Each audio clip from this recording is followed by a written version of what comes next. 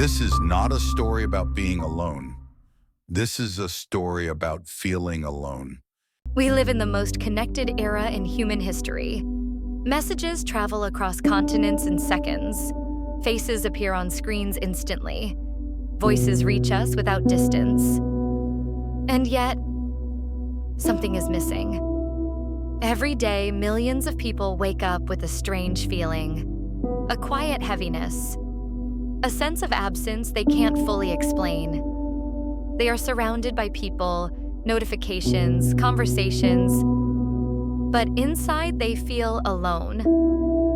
Loneliness does not always look like isolation. It does not always look like an empty room or a silent phone. Sometimes loneliness wears expensive clothes. Sometimes it lives in crowded cities. Sometimes it smiles in photos. For the first time in history, loneliness is being called what it truly is: a global crisis.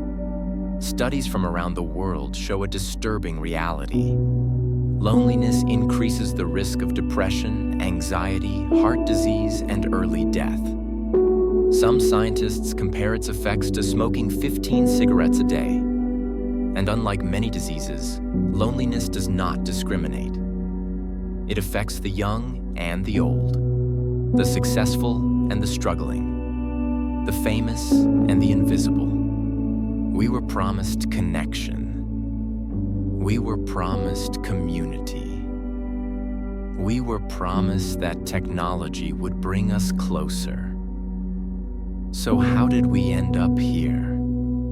To understand loneliness, we must first understand ourselves. We begin to fear moments without distraction, because in silence, we hear ourselves. Many people today are not alone because no one wants them. They are alone because connection has become complicated, vulnerable, risky. It is easier to post than to open up, easier to react than to reveal, easier to disappear than to explain pain. Social media promised visibility, but visibility is not the same as being seen. You can have thousands of followers and no one who truly knows you. You can receive endless compliments and still feel empty. Because validation does not replace understanding. We begin to fear moments without distraction, because in silence we hear ourselves. Many people today are not alone because no one wants them. They are alone because connection has become complicated, vulnerable, risky. It is easier to post than to open up, easier to react than to reveal, easier to disappear than to explain pain. Social media promised visibility, but visibility is not the same as being seen. You can have thousands of followers and no one who truly knows you. You can receive endless compliments and still feel empty, because validation does not replace understanding. One young woman says she spends hours perfecting photos, but when the screen goes dark, the silence is louder than ever. A successful businessman admits he has meetings all day, yet no one to talk to. We begin to fear moments without distraction, because in silence we hear ourselves. Many people today are not alone because no one wants them. They are alone because connection has become complicated, vulnerable, risky. It is easier to post than to open up, easier to react than to reveal, easier to disappear than to explain pain. Social media promised visibility, but visibility is not the same as being seen. You can have thousands of followers and no one who truly knows you. You can receive endless compliments and still feel empty, because validation does not replace understanding. One young woman says she spends hours perfecting photos, but when the screen goes dark, the silence is louder than ever. A successful businessman admits he has meetings all day, yet no one to talk to. One young woman says she spends hours perfecting photos. But when the screen goes dark, the silence is louder than ever. A successful businessman admits he has meetings all day, yet no one to talk to at night. An elderly man eats dinner alone every evening, waiting for a call that rarely comes. Loneliness does not scream. It whispers. It shows up as fatigue, as irritation, as numbness. It convinces people they are invisible, unimportant, replaceable. And the most dangerous part? Loneliness feeds on itself. When people feel alone, they withdraw. When they withdraw, they become harder to reach. And the cycle deepens. Technology did not create loneliness, but it changed the way we experience it. Dating apps give us endless choices, but fewer meaningful connections. We swipe instead of committing, compare instead of appreciating. When something becomes difficult, we move on, because there is always another option. But human relationships were never meant to be efficient. They are messy, slow, imperfect. And that imperfection is where intimacy lives. Children today grow up with screens before they learn eye contact.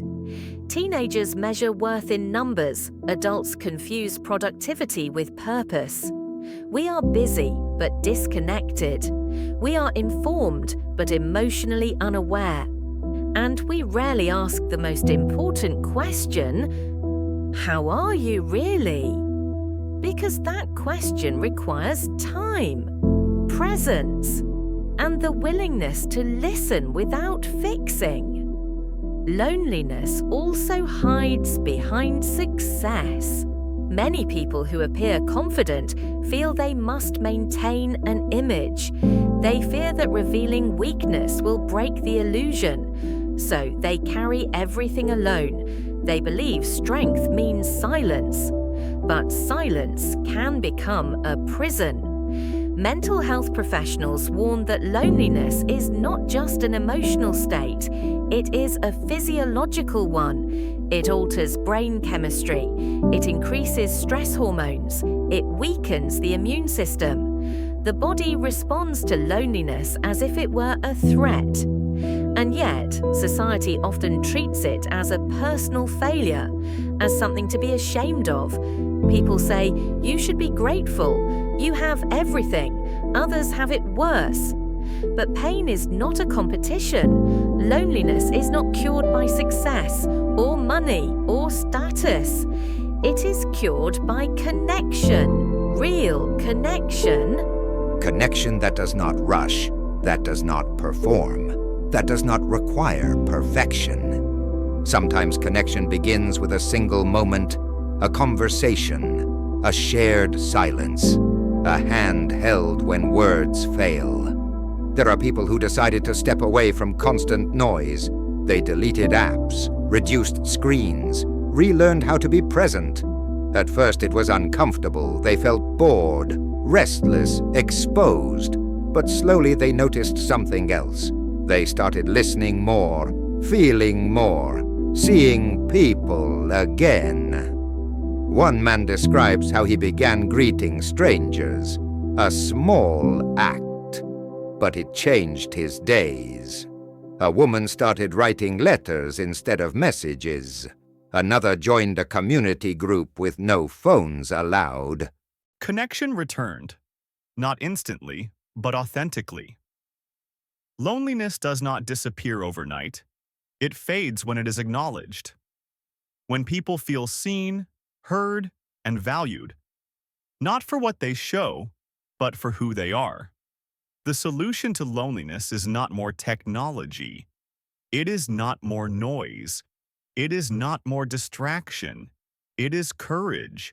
The courage to be vulnerable, to reach out first, to say, I'm not okay, and to stay when someone else says it too. We do not need more followers. We need more presence. We do not need to be admired. We need to be understood. Perhaps the greatest tragedy of our time is not that people are alone, but that they believe they must face it alone. Loneliness is not a weakness. It is a signal, a reminder of our humanity. And maybe, just maybe, the cure for loneliness is not being constantly connected, but being deeply connected to one another.